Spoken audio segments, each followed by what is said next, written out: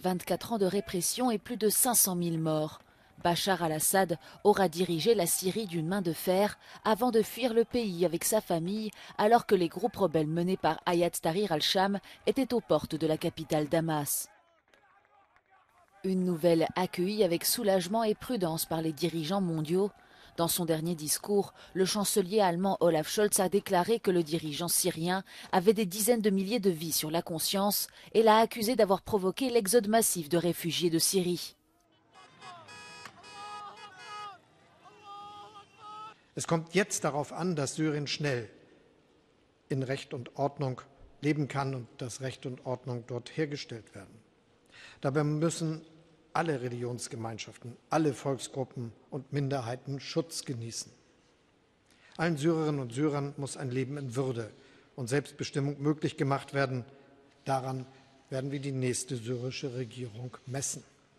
La chef de la diplomatie européenne, Kaja Kallas, a déclaré que la chute du régime d'Assad était un développement positif et attendu depuis longtemps. Selon elle, la situation montre également la faiblesse des soutiens de Bachar al-Assad, la Russie et l'Iran.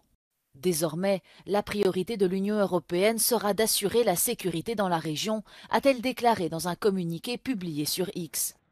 Depuis la Maison-Blanche, le président américain Joe Biden a affirmé que la fin du régime de Bachar al-Assad était un acte fondamental de justice.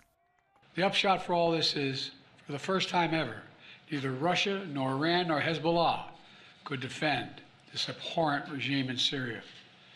And this is a direct result of the blows that Ukraine, Israel have delivered upon their own self-defense with unflagging support of the United States.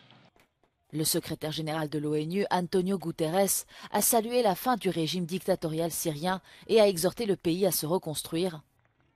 Après 14 ans de guerre brutale, le peuple syrien peut aujourd'hui saisir une opportunité historique de construire un avenir stable et pacifique, a-t-il déclaré.